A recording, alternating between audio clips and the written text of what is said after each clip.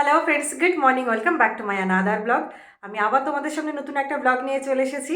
এখন ঘড়িতে বাজে সকাল 10:30, আর আমার ঘরের সমস্ত কাজ হয়ে গেছে। কিছু জামা কাপড় ধোয়াটা বাকি আছে, সেটাও আমি করে নেবো। সেটা আমি ভিজিয়ে রেখেছি, একটু পরে ধুয়ে নেবো। আর এখন আমি চলে যাব রান্নাঘরে। আর আজকের রান্না কিন্তু একটা অন্যরকম রেসিপি শেয়ার হতে চলেছে। তোমরা যদি সেটা জানতে চাও তাহলে অবশ্যই চোখ রেখো ব্লগটাতে। তো চলো, আর দেরি করছে না, এখান থেকে আমি আমার ব্লগটাকে শুরু করে দিচ্ছি। Let's get started.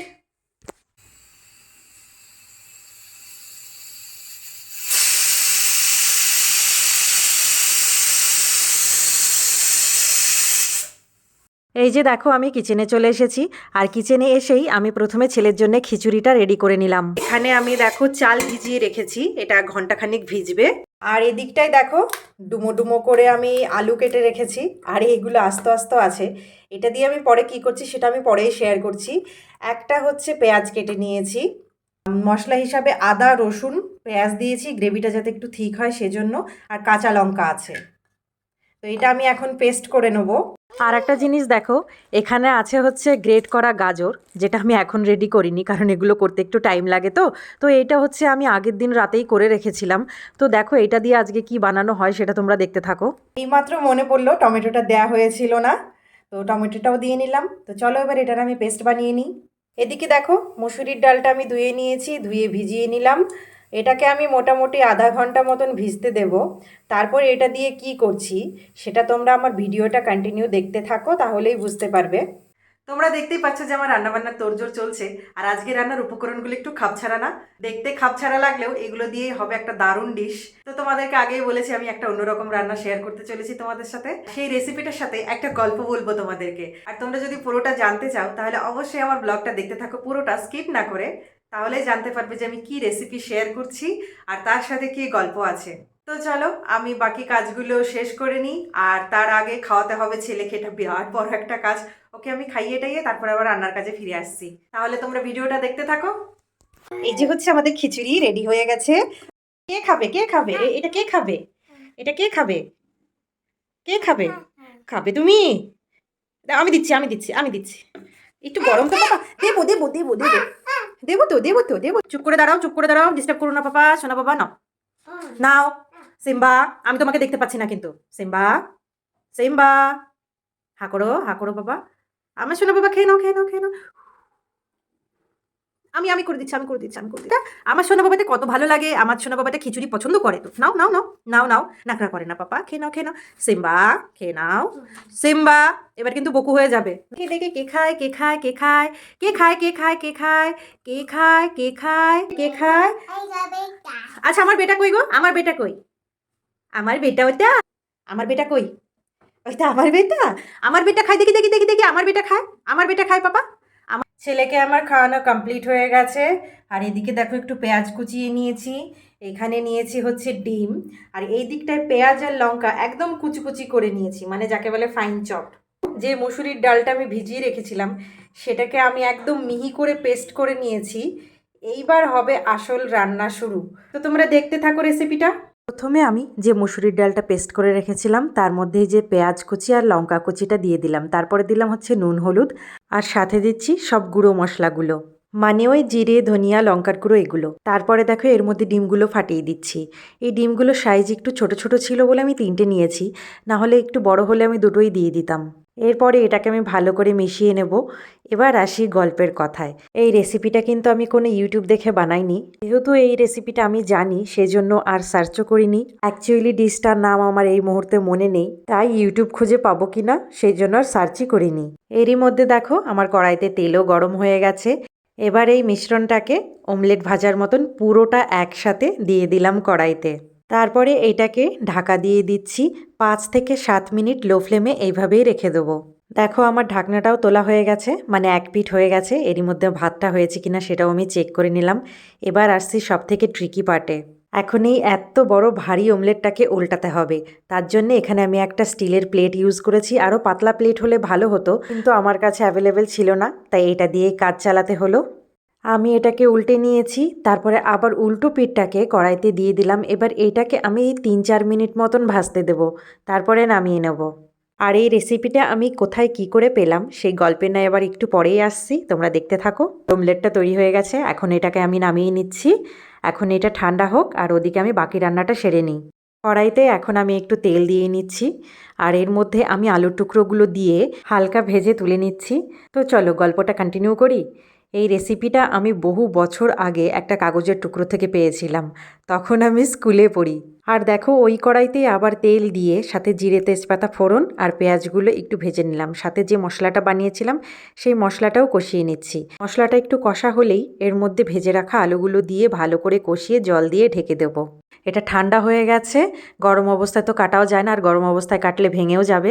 তো সেজন্য ঠান্ডা হবার পরে এই যে আমি পিস পিস করে কেটে নিচ্ছি।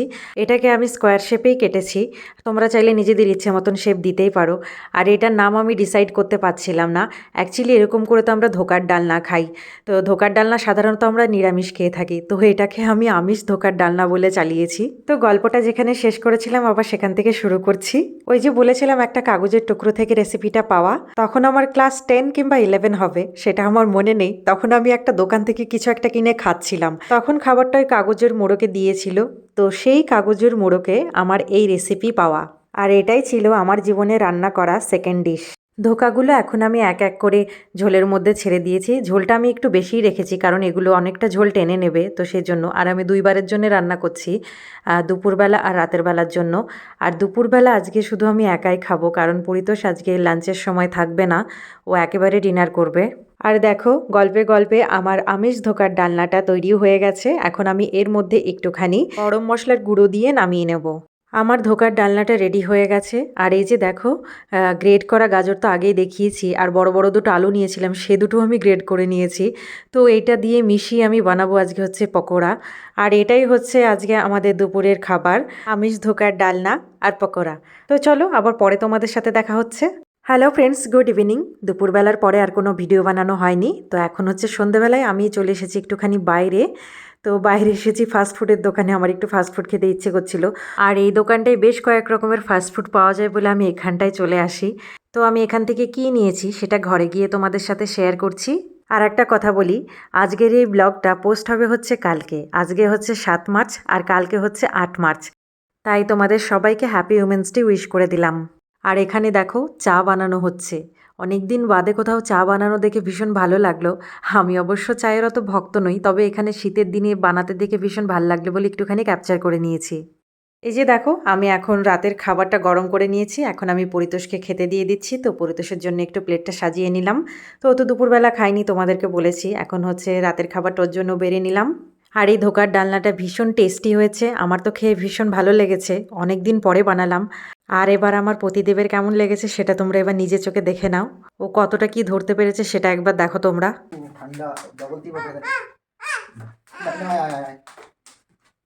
কি বানিয়েছি বুঝতে পেরেছো? ডিম ডিম ডিম আরে খেয়ে তো দেখবে, শুধু ডিম ডিম বললে হবে? ঠিক লাগছে? ভালো করে তো একটু তারিফও করতে পারো না? ভালো লাগছে। কি দিয়ে বানিয়েছি বুঝতে পেরেছো? বেসন ডিম আর আর কি বেসনের পাতে ডিমটাই শুধু বুঝতে পেরেছো? বলো এবার, বলো কি দিয়ে বানিয়েছি? বেসনের ডিমই হবে আর কি। তুমি কনফার্ম বেসনের ডিম? পাক্কা?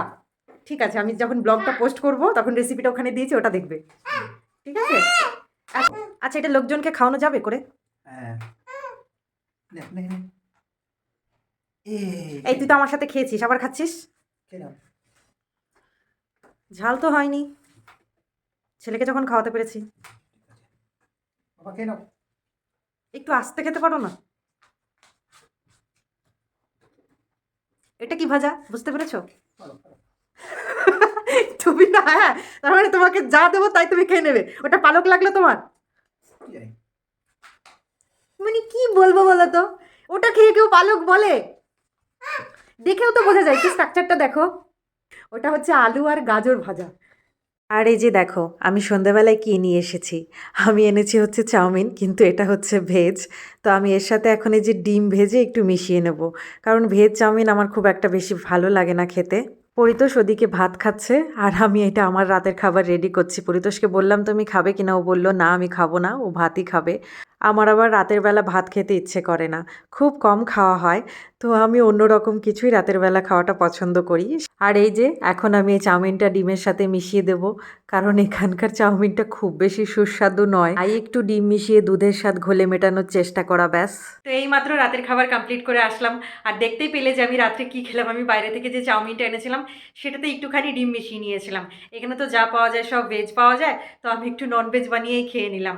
আর পরিতোষ আজকে লাঞ্চ করেনি ঘরে, তো একসাথেও ডিনার করলো, সেটাই তোমাদের সাথে শেয়ার করলাম। আমারও এখন সমস্ত কিছু কমপ্লিট হয়ে গেছে। এদিকে আমার ছেলে ওই যে চিল্লাচিল্লি করছে, মানে হচ্ছে আওয়াজ তো তোমরা শুনতেই পাচ্ছ। আমি না গেলে ঘুমোবে না, আমি যাব তারপরে ঘন্টা দুয়েক ও খেলবে তারপরে ঘুমোবে। তো এখন মোটামুটি হচ্ছে 9টা বেজে গেছে। আমি মোটামুটি 9টার মধ্যে সমস্ত কিছু কমপ্লিট করার চেষ্টা করি, না হলে ওই যে ছেলের তো ঘুমোতে ঘুমোতে, আমি যদি 11টায় বিছানায় যাই তাহলে ও 1টা বাজাবে ঘুমোতে। তাই 9টার সময় বিছানায় যাওয়াই ভালো, ঘুমোতে ঘুমোতে অন্তত 11টা বাজবে। তো চলো আজকের মতন এখানেই আমি আমার ব্লগটাকে শেষ করছি। আর আজকের আমার ব্লগটা তোমাদের কেমন লাগলো সেটা আমাকে কমেন্ট করে প্লিজ জানিও। ভালো লাগলে লাইক কমেন্ট শেয়ার করো, আর প্লিজ আমার চ্যানেলটাকে সাবস্ক্রাইব করে দিও। তাহলে আজকের মতন এখানেই টাটা, দেখা হবে পরে আবার নতুন আর একটা ব্লগে। ওকে, গুড নাইট এভরিওয়ান।